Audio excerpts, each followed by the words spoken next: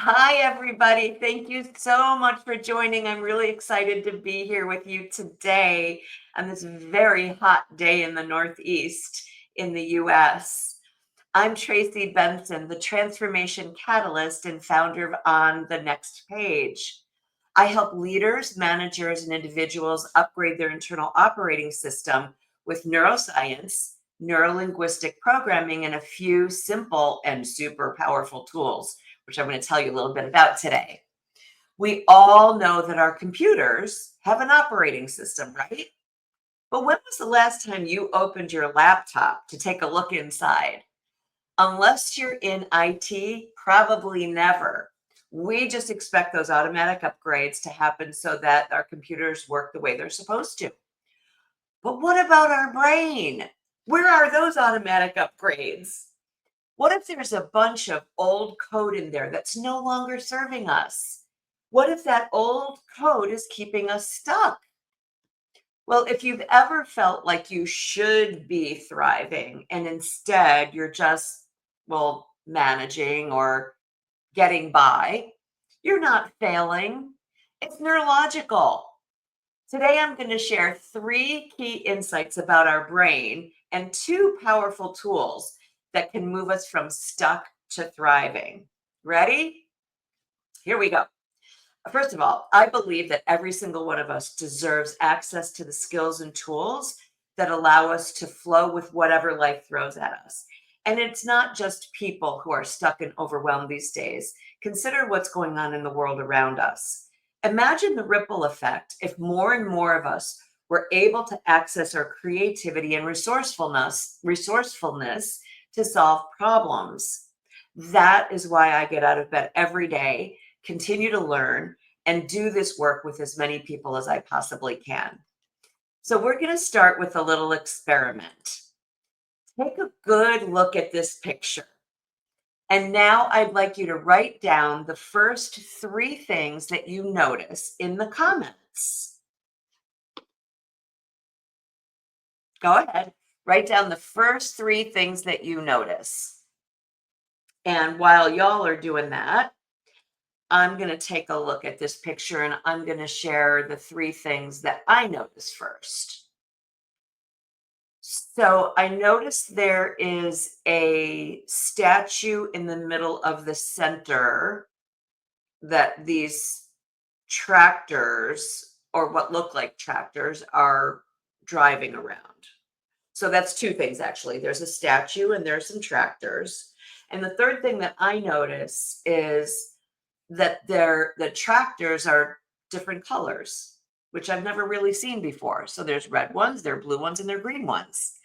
And I would love to see what you're noticing. All right, thank you. So we've got tractor, statue, people. Thanks, Kerrigan. I didn't even really notice the people right away. What else? What else are people noticing?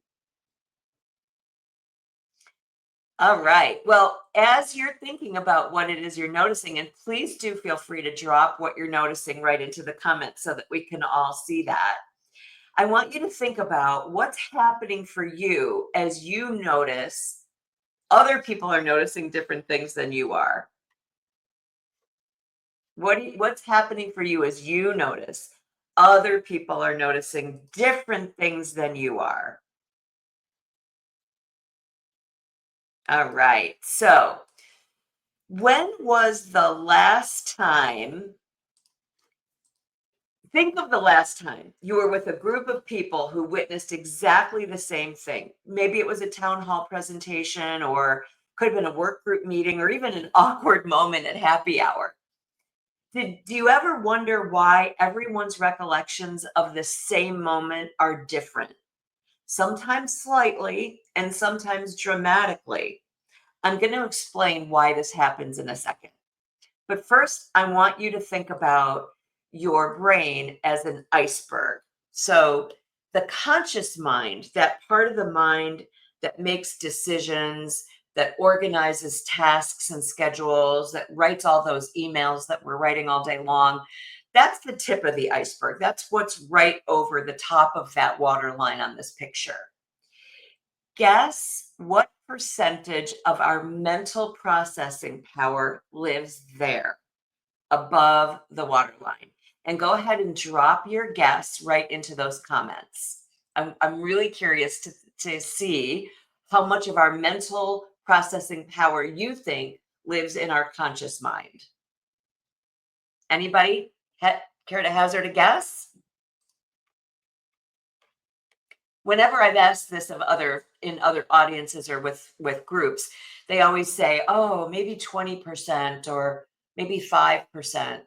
Well, if that's along the lines of what you were going to guess, fasten those seat belts, because here's how much our conscious mind represents in terms of the mental processing power that we're capable of. Remember, this is the part above the waterline.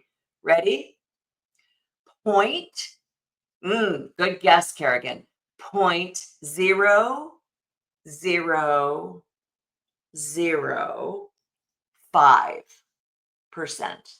That's 0.000. And yes, I have to use my fingers to do that.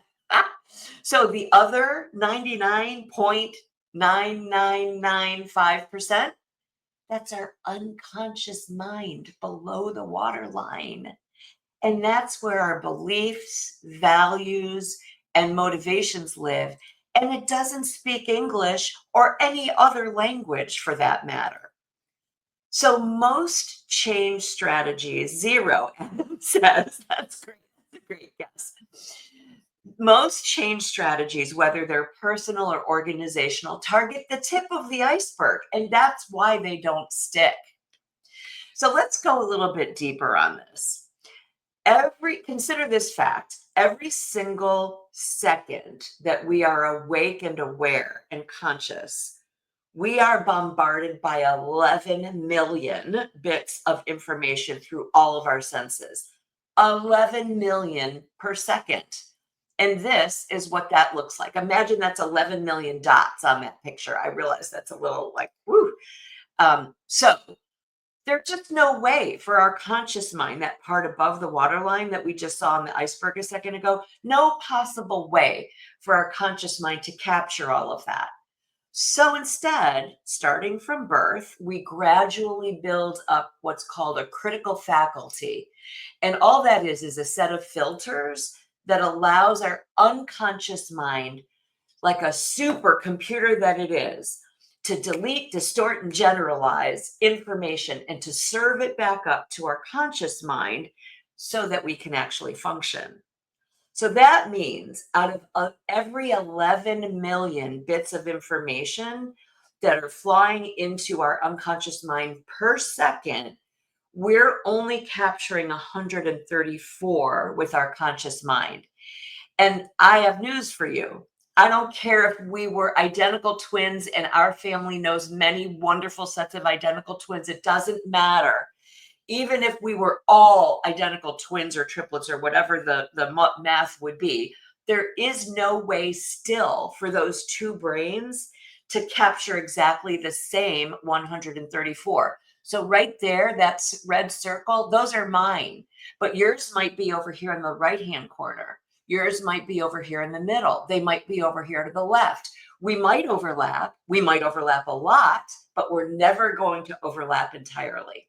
So are you guys with me so far? Just drop a yes or an OMG or something in the comments so I know where you are. So this is why when there's a crime scene and we're all free and clear from this, and the police interview, let's say 10 different eyewitnesses, they all saw the same thing, right? Well, the police are going to end up with 10 completely different descriptions of what happened. And though I've never been part of a crime scene, I have been in a car accident, again, all free and clear from this. And even myself in the car accident couldn't describe it exactly the same way that other people experienced it or saw it. So here's the second big idea that I want to share with you today. It's called perception as projection. Thanks, Kerrigan, for that thumbs up. Imagine that your mind is a movie projector. The world around you that you notice and observe, That's a reflection of what's already inside of you.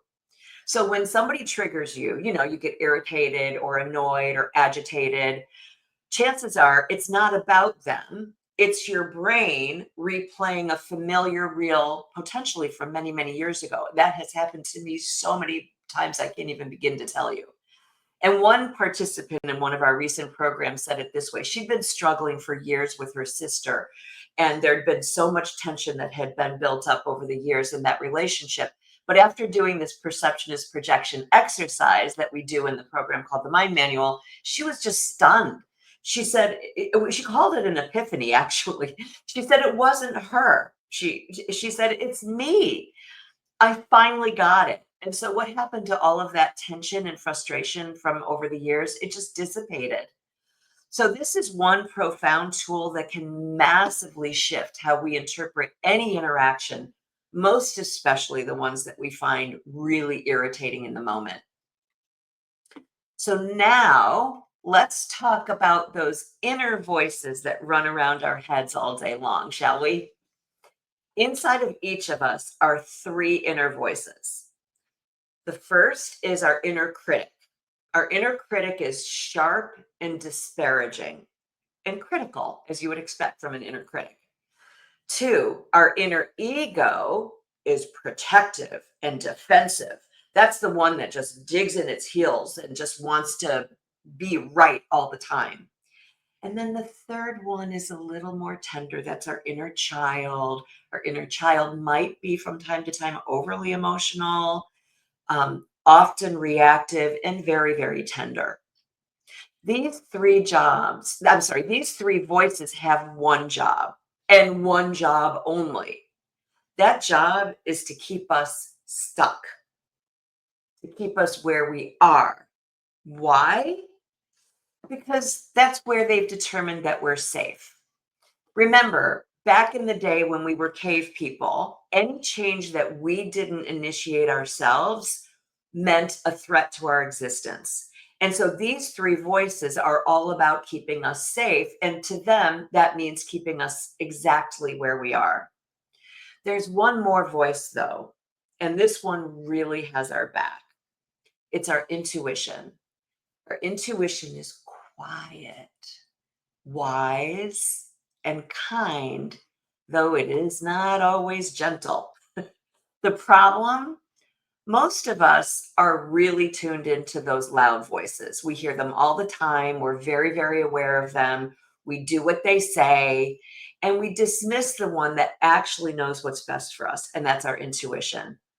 So one client came into the Mind Manual, and she had shared with me that she had been experiencing paralyzing overwhelm. After listening to the Meet Your Intuition meditation, she said, that's the first time I've heard that voice. And I know that it's been whispering to me all these years. And everything changed for her after that. So this voice isn't like the others, it nudges. We simply need to learn how to notice it. And that takes some practice. So, my last key point is how we experience change in our lives. And I'm going to show another slide to describe this. For starters, neither change nor growth is linear. We don't go from point A to point B, or in this case to point D, in a straight line. As you can see, it's much more like a V shape. This is just one element of this model of universal model of change. This is a lot more complex. And without a solid understanding of this model, we mistake the natural regression and confusion that are critical components of change as failure. And we give up too soon. In the Mind Manual, I teach this map.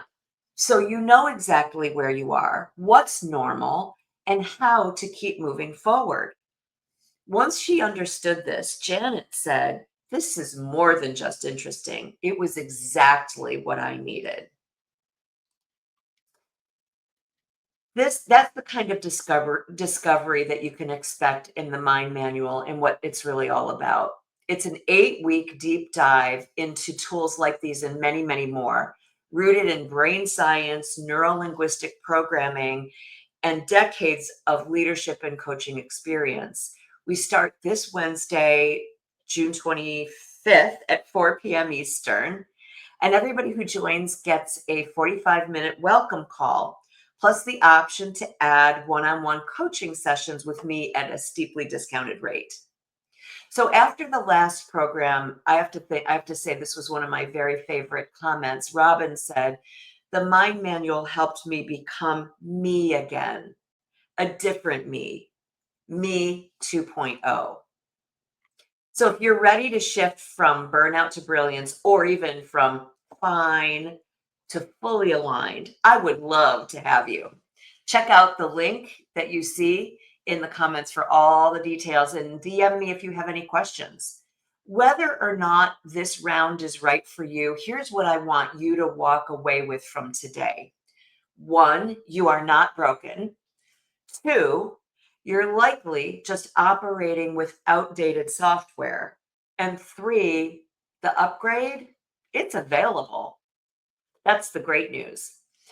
If this LinkedIn Live has sparked anything for you, share what resonated most in the comments. I'd really love to see what you're thinking and how this might have moved you in any way. And thank you so much for being here and for being curious about what's possible when you start working with your brain instead of against it. See you soon. Take care.